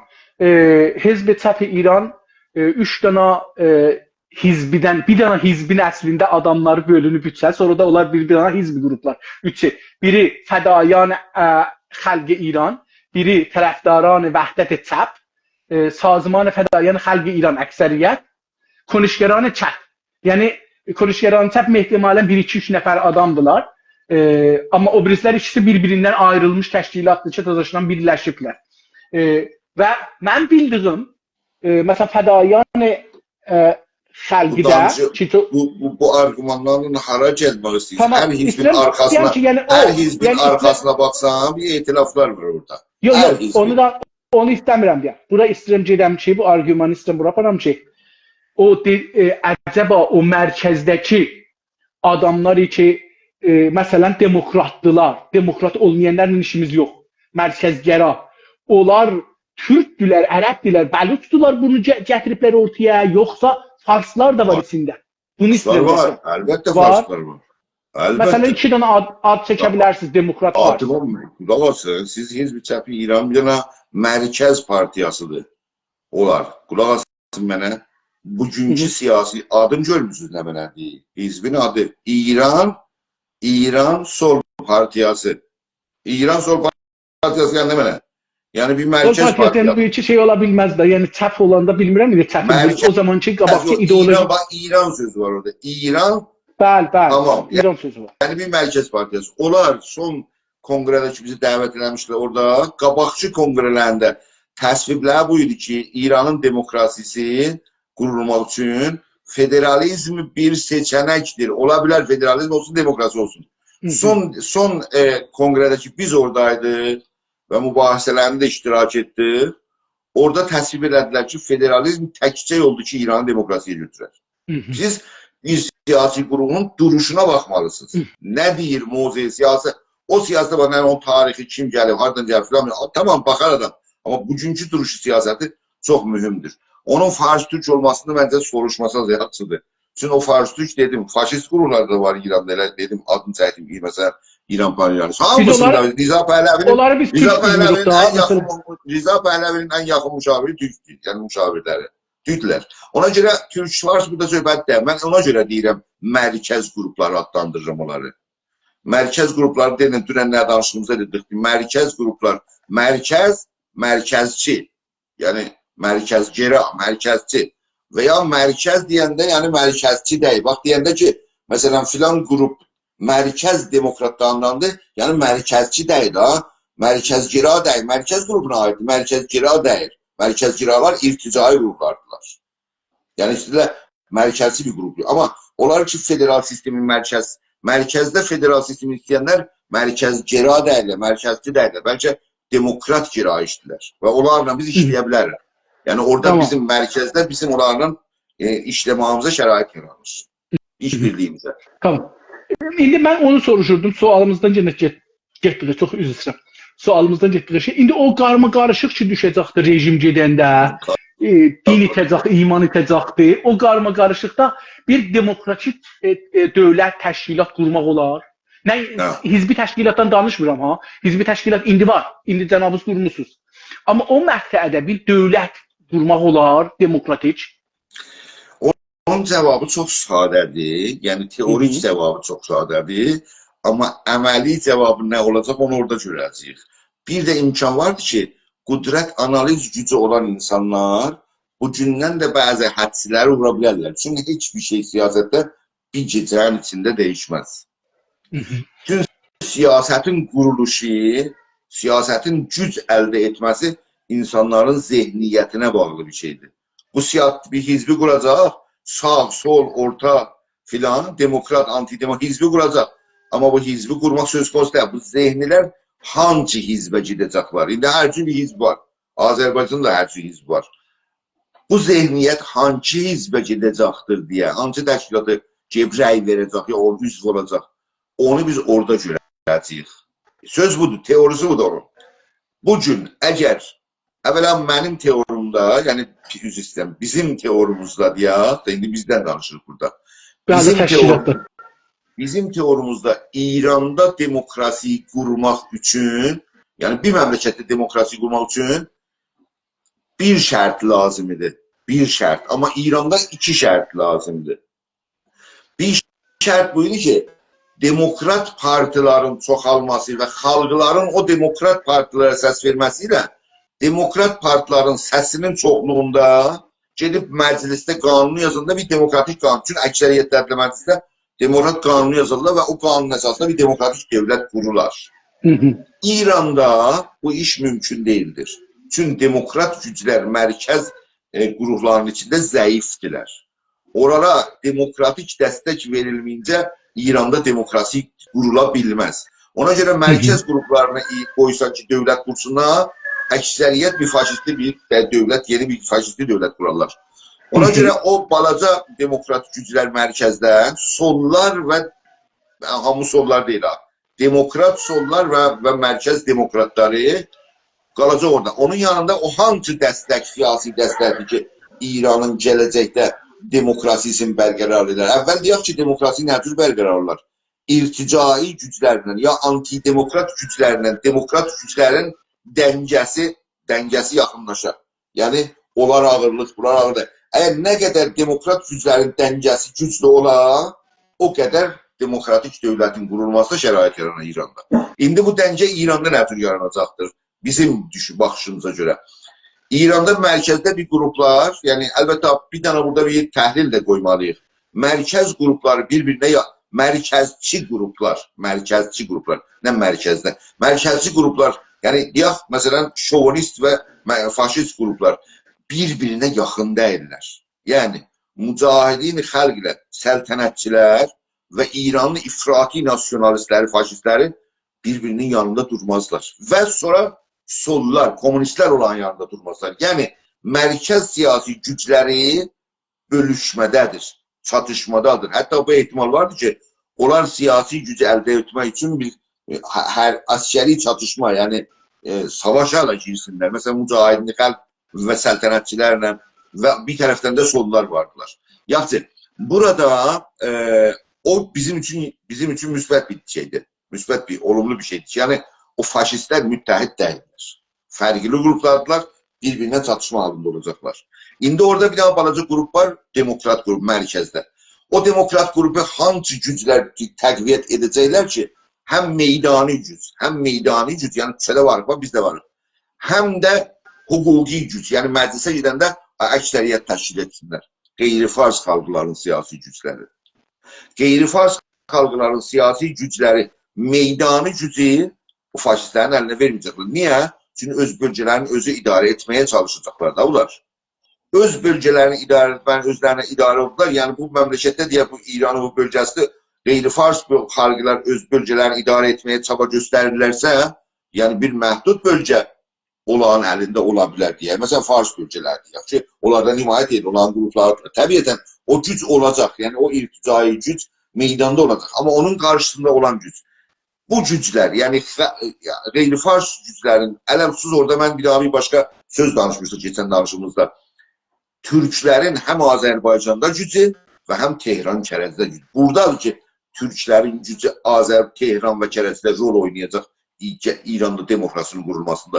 Əgərsə o gücü, yəni Tehranın, Türklərinin gücü nəzərə alıb onun üstündə işlənilməsə, bir siyasi güc kimi meydana girə bilməsə, orada o irticai güclərin güclənməsinə şərait yaradır deməkdir. Ona görə mən bu istiqlal tələbanə düşüncəsi ki, yalnız Azərbaycana düşür və o birisi Türklərin mövziyesini İranın demokrasisinin təqviyyətində və Azərbaycanın dövlət qurma təqviyyətində düşünmürlər, onu yanlış bilirəm. O cəhətdən indi orada indi o demokrat güclər bir tərəfdən məncə o mərkəzdə demokrat güclərin yanında türklər duracaqlar. Türklər. Nə qədər milli maarifləşmə türklərin yanında Tehran və kərəzdə güclü olursa, o demokrat gücləri ki adını çəkdiğə zəifdirlər bu gün. Onda çox güclü olacaq, daha güclü olacaqlar. Yəni, çox güclü, daha güclü olacaqlar. Amma burada sizin teorizmin bir dana müşkülü vardı. Bu müşkülü mən xatırlayayım, bəlkə onu... Bir dana cümlədeyim, onu tutalım, ondan sonra siz deyim. Pəs, mərkəz demokratların yanında duran kim oldu? Qeyri-fars xalqların gücləri, türklərin, kürdlərin, bəlusların, filanların və ələlxüsus hüquqi cəhətdən məclisdə əksəriyyət əldə etmə. O, ən mühüm odur. Çünki bunlar savaşacaqlar bir-birindən. Sonra deyəcək, savaşla düşmüşlər ona. Girək bir seçmə, seçimdən sonra nə olur ona verir. Başqa çarə yoxdur yəni. Bu dava, bir savaş bir yerə yetişməyəcək. Ona görə o seçimə gedəndə o məclisdə bizim əksəriyyət, yəni %51-i təşkil etməyimiz gərəkir. Yəni federalistlərin, yəni o mərkəzdə demokratlar, federalistlər, sonra da çevrədə yaşayan xalqlar, bunların nümayəndələri əcəba 51% təşkil edəcək məclisdə, bu imkan vardır. Bu imkan teorik cəhətdən 55% yeri vardır. Yəni, bu imkanı əldə edə bilərdiyi yox, ona strateji dönmək lazımdır. O vasitə ilə dövlət demokrat olub ya olmaya bilər. Əgər o gücü biz əldə edə biliyor 50-55% məclisdə... Bu sizin bu teoriniz gözəl. Yəni, mən kamilən bunu dərk... İki dana böyük iradı var içində. Ehtimallar üstündə üçün teori bəhs edilir. İki dana teorinin iradı var. Onlara diqqət eləməliyik. Bir bu ki, o zaman ki, İranda mərkəzi hükum, mərkəzi, İran mərkəzdə, mərkəz deyək, mərkəzdə hakimiyyət, qudrət, dövlət zəiflədi. Burada onlar heç qorizəz mərkəz deyirik da bunun adına. 100 ildir başlanıb qorizəz mərkəz. Xameneyi də bunu dedi ki, şikəstəhay ictimai, şikafay ictimai məsələn ad gətirdi ona, yəni ki, vardı. Bu şikaf ictimai 1379-78-də mən təhqiqin gördüm. O zaman hətta fikrim Günas TV-yə də vermişəm, və Radio Fərdiyazada da vermişəm.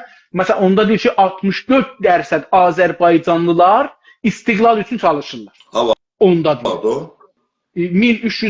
1379-78-79 özü də bunu təhqiq edən Radio Təbrizdir. Yəni, təhqiqi aparan Radio Təbrizdə büdcəsin Cəmiyyət-i Mütəlifə-i İslami veribdir. Yəni, onun adına. Bu iki dana nəhadın adına bir dana təhqiq edib Azərbaycanda, çoxlu şəhərlərdə 3000 neçə yüz nəfərdən də nəzərsəncə eləyiblər. Yəni, elmi, çox elmi bir nəzərsəncə eləyiblər. Onun üstündə. Deyiblər ki, 64% millət istiqlal uğruna, Azərbaycan uğruna çalışır. O nəticə alıblar o zaman. İndi, bunu istəyirəm deyəm ki, indi iki dana o sizin teorinin müşkülü var. Bir bu ki, farslar, mərkəzlər, faşistlər, mücahidlər, hamısının bir dana əsli var. Əsli müştərək ki, o çətin bezəngah tarixi farslar deyirlər. O tarixin, İranın dağılan yerində birləşdirəcək onları. O da nədir? Mərz-i Porguhər. Mərz-i Porguhər deyəndə onlar gələcəklər. Yəni, mücahidlər də, səltənət tələblər də, faşistlər də hamısı İran deyə o mərzin üstündə, o pişiyin üstündə birləşəcəklər. Bu bir. Orada onların gücü orada çox olacaq. İkinci bu ki, İraq buradadır. Azərbaycanda baxırıq siyasi öndə gedən təşkilatlara, hamısı bir cənabınızın təşkilatından sonraki federalçıdır, qalanlar hamısı təqribən istiqlalçıdır. Təqribən İrançı içində yoxdur. İrançı əslində yoxdur. Yəni cənabınız da İrançı dəyirsiniz də, cənabınız da Azərbaycan Demokrat Partisisiz, İran Demokrat Partisi deyilsiniz. Yəni mənim baxışımda siz Azərbaycanı müdafiə eləməyə çalışırsınız ta İranı. Mənim baxışım belədir. Bəlkə də bu cür deyil deyə bilərsiniz. Amma məsələn ərəblərə baxırıq, bəluçlara baxırıq, türkmənlərə baxırıq. Bunlarda görürük ki, təqribən əksəriyyət istiqlallı və hətta silahlı.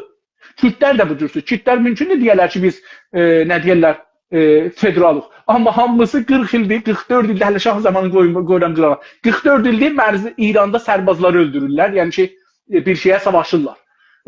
İndi bu iki dana məsələni siz o zaman ki İranda Cumhur İslamı getmə halındadır, zəiflədi. Orada millətlər düşdülər bir-birinin canına, insanlar düşdülər bir-birinin canına, hakimiyyət dağıldı, ordu qaçdı, sipah qaçdı. İnqilab tayda yadınıza gəlsə orada da ordu qaçdı, zat yox idi, Qardi Cavidan belə qaçdı filan.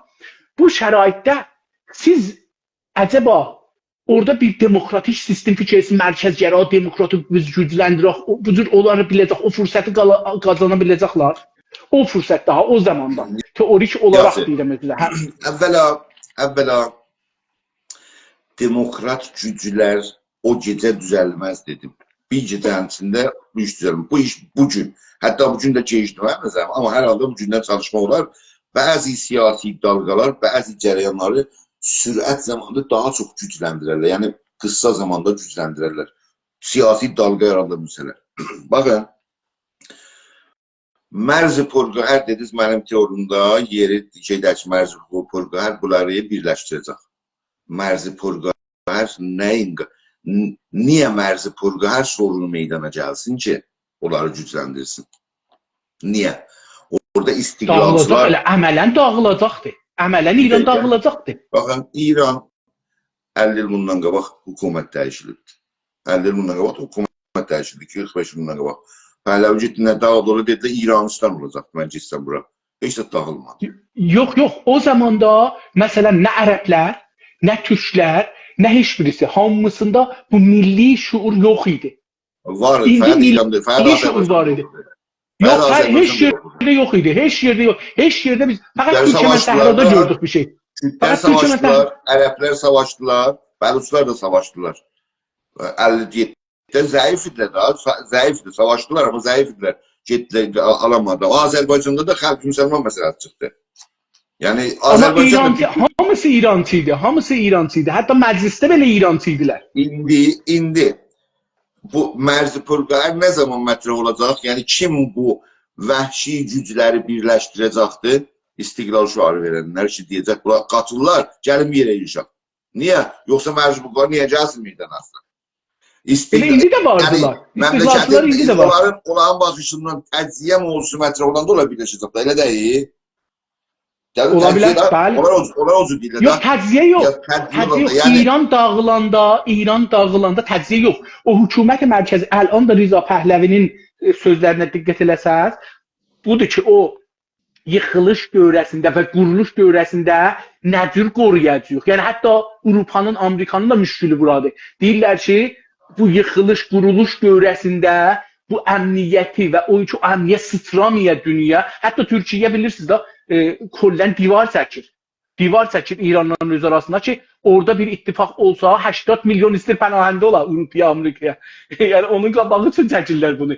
Fikirləmir ki, məsələn, orada şey... Dua çəkmir. İran yox, Türkiyə. Türkiyə onunla ötürü dua çəkmir. Türkiyə İran dövlətinin öhdəsindən gəlmir ki, PKK-dan himayət eləməsin. Məcbur o duvar çəksin ki, PKK oradan gəlməsin. Onun ötürdür. Nə ki, 80 milyon İranlı gedəcək Türkiyəyə. Baxın, mən sizə bir taza təhlil verim. Siz bir daha taza material verim sizlərinizə. Ki, bu cür rahat mövzunu düşünməyin ki, İran dağılacaq filan. Tamam. Biz bunu bu cür fikirlər dağılacaq. Yəni, əməldə faşistlər, mərkəzçilər, adını deyək mərkəzçilər. Mərkəzçilərin tək canına İranda dövlət düzəltməsinə şərait yaradırıq bu zehniyyətlə.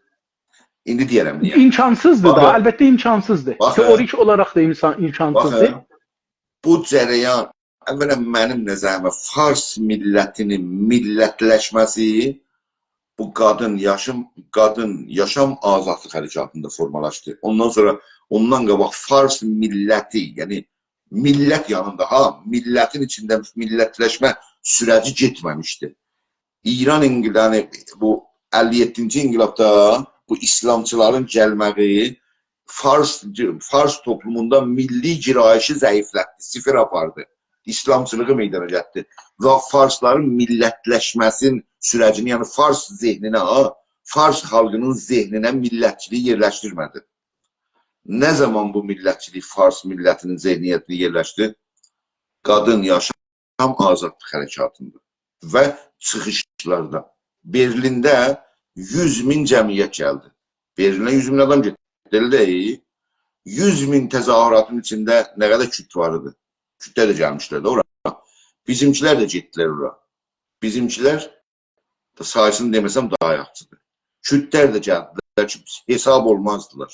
100.000 millət, sən fikirlə ki, İranlılar da fərq eləməz, İranlılar yürüşüb ora. Fikirləsən o 100.000-in 40.000-i də türkdür, onu kəsim, orada olanlar, yəni bizim adamlarımız getmişdir o təzahürata. Orada hər kəs, Azərbaycanlılar plakatlar götürmüşsə, bizimkilər. Gəlin sonra türksə hamısı.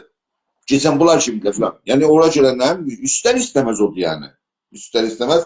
Hər yerdə bir İran toplumu var, onun 40'a yaxını yəni türkdür. 100.000 cəmiyyət yığışdı ora. Bu nə mənə, bu sizə nə deyirik bizə?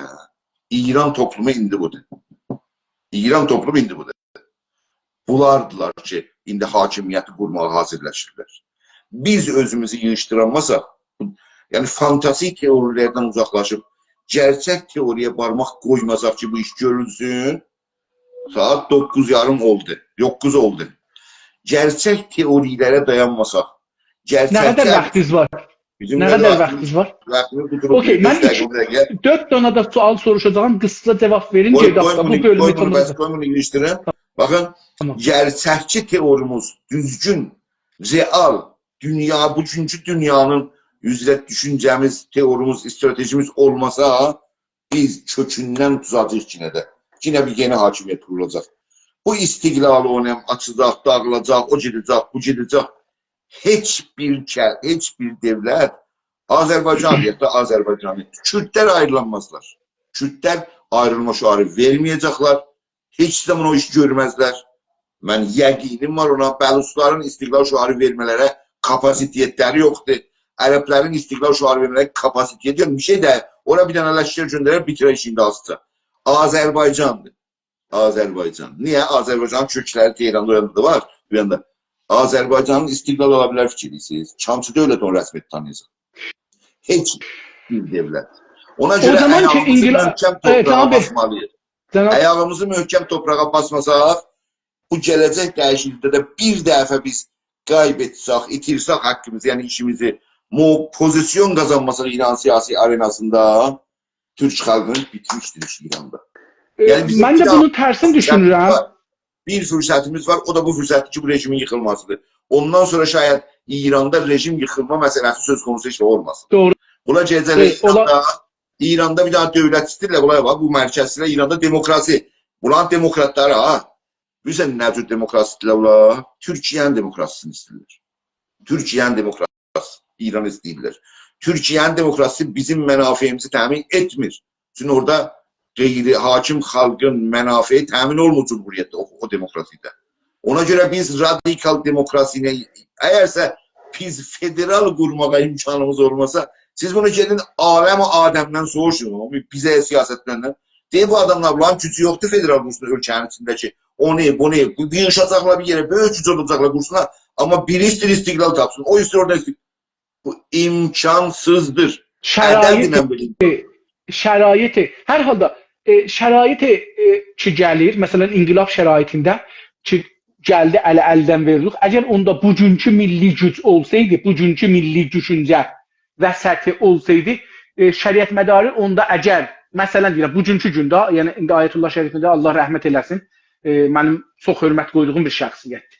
Amma o məqsədə əgər Hizb-i Xalq-ı Müsəlman İran yerinə, Hizb-i Xalq-ı Səlvanı Azərbaycan qoyub istiqlala təkid eləsəydi, o gün millət ala bilərdi. Amma çünki ona təkid eləmədi, getdi, tolandı. O gün də Çünki onda hakimiyyət yoxdur. O gün hakimiyyət yoxdur. Məsələn, istiqlal mövzusu hüquq cəhətindən, hüquq. Siz buna əhəmiyyət vermirsiniz, fikriniz o bir şey olmayacaq. Hüquq cəhətindən qeyri-mümkündür. Ta Azərbaycan federal dövlət qurulmayıb, mərziləri bəlli olmayıb, bir məclisi olmayıb, qanun əsasında bir şey yerləşdirməyib, istiqlal sözü fəqət bir fantazi şüardır. Mən bunu həqiqətən hər kəsin düşünməyə Cənab Şabili, o zamanki bir məmləkətdə inqilab olur, məsələn 57 inqilabında, orada məmləkət dağılır, daha dövlət yoxdur. Məmləkət dağılıbdı, ona bir nümunə var idi məmləkət dağılmadan. Nümunəsi İran'da, İran dağıldı. İrandan qabaq belə bir hadisə olub ki, bir məmləkətdə hüquqi dəstək olmadan bir millət oradan ayrılıb. Nümunə verin bizə. Bir nümunə tapın tarixi siyasətdə. Mən indi onu zehnimdə hesab yoxdur sizə. Yoxdur, tamam. Amma tapa bilirəm. Gələn bərnamə, bax gələn bərnaməyə qədər bir gün vaxtımız var. Siz edin axtarın, bir daha dövlət, bir daha dövlət hüquqi dəstək olmasa sual soruşum ayrılma imkanı var. Sizi indi, mən hər halda bu icazə buyurun 4 dənə sualı soruşaq. Bu günü qutaraq. Siz gedin, tabaqlar. Tamam. Siz bu zamandakı İran qatışıb teorik suallardır. Əgər teorik suallardır, uzun sürəcək, qalsın sabah. Yox, uzun olmaz. Qıssa. Siz qıssa geçsəz qıssa olacaqdır. Siz o zaman ki, hər şey qatışıb bir-birinə, demokratik dövlət və sistem qurmayı necə baxırsınız o zaman ha?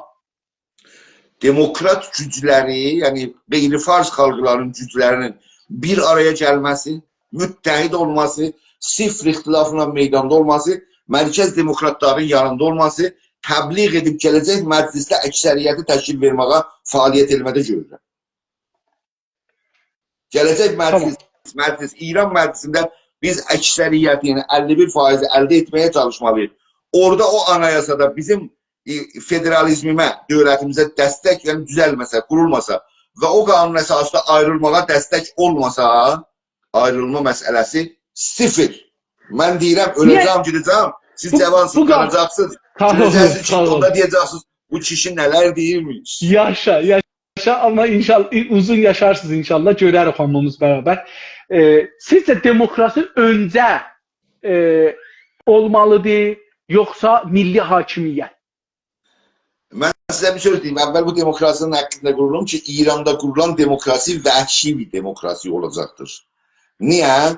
Çünki mədəniyyət və demokrasi kültürü yoxdur. Yalnız siyasi güclərin balansı ilə demokrasi siyasi qurulacaqdır. Yəni, savaş gördülər ki, bir-birini öldürən millət məcbur olacaqlar, bir-birini qəbul eləsinlər. İranda vəziyyət budur. Ona görə demokrasi də orada vəhşi demokrasi ilə başlayacaqdır. Yavaş-yavaş gəlişə bilər. O bir. Ondan sonra sualınız buydu ki, nə bir də deyil. Öncəlik demokrasi iləndir, yoxsa hakimiyyət iləndir?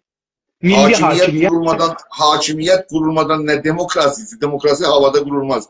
Hakimiyyət demokrat olmağı lazımdır. Biz eyni zamanda hakimiyyəti qura-qura onun demokrat olmasını, qurmasını hədəfləməliyik. Tamam. Demokrasi tətil ola bilərmi sizin nəzərinizdə? Ya o zamanda, ya hər zaman o savaşlarda? Demokrasi heç zaman tətil olma. Demokrasi tətil olma, yəni qanun əsası tətil olma. Elə bir şey dünyanın heç birində görünmüyor. Qanun əsası olmayacaq ki, o məqtədə qanun əsası yoxdur ki. Hansı məqtədən danışdınız? O İran rejim gedir, Cumhur İslamı gedir, istidir bir şey gəlsin. Orada fəqət savaşdır. Oranı dövranı, böhranı siyasıdır. Siyasi nizamidir. Orada siz... Böhranı siyasıdır ki, orada savaş ola bilər. Hər zat ola bilər orada. Orada nə dediniz? O dövrəni danışıram da, suallarım o dövrədir ki, bu dövrədə ona dedirəm ki, suallarımın hamısı o dövrə idi da. Misal əvvəldə bugün dedim, exaggerate deyilirəm. O dövrədə demokratik bir sistem qurmaq ola bilərmi? Hakimiyyət. Böhran siyasıda, yəni bu rejim yıxılıb, o rejim qurulmayıb hələ. Orada bir dövlət yoxdur ki, demokrasi olsun. Orada çəkiş-bəkiş gedir ki, siyasi güclərin gücü bəlli olsun, bir seçim olsun. Onda demokrasi tətil ola bilər, yəni sual budur. Onda o mərhələdə demokrasi tətil ola bilər. Demokrasi yoxdur ki, tətil olsun orada. Orada heç zat yoxdur. Orada böhran siyasi oranın adı. İndi eləyə bilər bir ay olsun, eləyə bilər bir həftə olsun, eləyə bilər 6 ay olsun. Amma orada bir daha bir şey vardı. Yəni mədəni toplumda təlaş budur ki, müxalifət o böhrana yetişəndə bir dənə şəxsiyyət seçsin ki, o şəxsiyyət olsun nüfuz vəziri müvəqqət ki, dövlət idarə şeyləri mərdumun müşkilatını idarə eləsin. Fəqət bir vizarətxanada o müvəqqət vəzir o aşamada bir müvəqqət nüfuz vəziri intiqab olar. O nüfuz vəziri intiqab olar ki, gələcək siyasətdə qarışmasın. Yəni seçərlər, deyirlər, sən o vəzir ol, amma siyasətə də bundan belə qarışmayacaqsın. Çünki orada ona təbliğ olur da, o tanınır İran məmləkətdə. Orada onun işi olacaq, vizarətxanalar normal işlərini görsünlər, amma bir vizarətxana məmləkəti seçimə tərəf aparsın. Vizarət keşvər bir seçim hazırlasın. Bu parti yeni seçim. O adam ki vəzir olur, o həm İranın həm dünyada tanınmış şəxsiyyət, yəni o ola bilər. İndi olsa, indi bu saat olsaydı o Şirin İbadə olacaqdı. İndi Şirin İbadədən sonra bu xanım seçildi və ödül almağa. Bu xanım ikinci xanım, siz adını deyin. Sutudədir, nədir? Sutudədir, Nəstərəndi. Yox, o nə Sutudəsi, o sürülənədir. Azərbaycan Nəsrindir da. Zəncan qızı Nəsrindir, nədir? Hey, Nəsrin. Nəsrin Məhəmmədidir, nədir? Nərgis Məhəmmədidir. Nərgis Məhəmməd, Nərgis. Nərgis Məhəmmədidir, Zəncanlıdır. O xanım ki adını çəkdiniz, o Şumallıdır. İndi ən tanınmış şəxsiyyət, əlbəttə o biraz şərək zindandan işə biraz praksis edir, təcrübə qazana filan. Əgərsə hadisə olsa, o ən üstün rolu oynayacaq o müvəqqəti dövlətdə. Çünki etibar canlısı var və dövlətlər onun nüfuz vəzir olmasını qəbul edirlər. O nə edəcək? Ölkəni aparacaq seçimə. Kim müəssis məclisin seçiminə. O mərhələdə Can Şamili, qısa iki dənə də sualım vardı, amma bir dənə də axirdə deyəcəyim, onu gedərsiniz sabaha vəhdilər. Hangi şərtlərdə və durumlarda indi siz mütəqəssisiniz ki, demokrasi olmayacaq, yəni tətil olacaq da o mərhələdə. Yox, baxın, bura çox həssas mövzudur danışırıq. Bura çox mühüm mövzudur danışırıq. Çünki insanlar siyasət üzrə ki, sənin biraz təcəssümü eynin olmaq lazımdır ki, nələr ola bilər. O təcəssümü olmayan insanlar biraz bu mərhələlərlə, bu məsələ, yəni həzm eləmədə biraz çətinlik çəkirlər ki, nə cür düşünsünlər. Biraz mövzunu təcəssüm eləmək lazım. Bura həssas mövzudur bu mərhələ ki, danışırıq. Nə olacaq?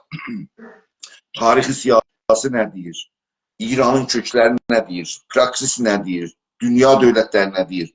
Və orada nə olacaq o 5-6 ayda, o 3 ayda, yəni vəzn ki, dövlət müvəqqət deyirlər orada, dövlət müvəqqət.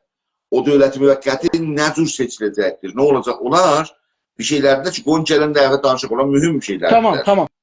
İndi sizə görə demokrasi sistemdir, yoxsa dövlətdir, yoxsa düşüncədir, yoxsa yaşam tərzidir, yoxsa idarə yol yöntəmidir? Demokrasi nədir? Demokrasi siyasi bir sistemdir ki, orada xalqın qatılımı və səsi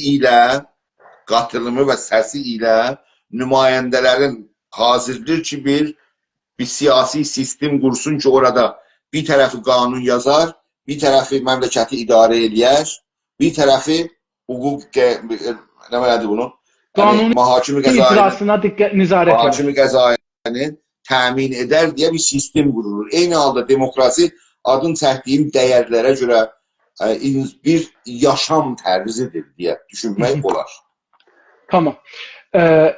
İndi bu sorunu soruram, fəqət düşünək sabahki sözümüzü buradan başlarıq. Əlbəttə bu bəhsimiz ayrı yerə gedəcəkdir, ayrı yerdən başlayaq. Amma bu sorunu üçün vaxtınız yoxdur. Nədən o zaman biz, o zaman ki 6 ay, o 1 il iki millətlər bir çəkiş-bəkişdə olacaq, bohran siyasi, nədən orada milli dövlətimizi qurmayaq? Bu soruya sualda cavab vermirəm buna.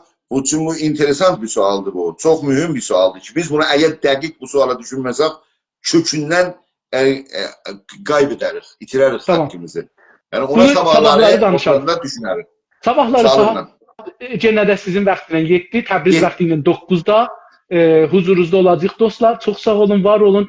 Getməmişdən ərz edeyim, bu günləri cənabınız yenə də ən milli ərdəmli unvanını məndən aldı. Çox təşəkkür edirəm. Sağ olun, var olun. Mən fikir edirəm ki, yaratmalıyıq. Biz bəhslərimizdə bu cür bir şeylərin üstündə getməliyik.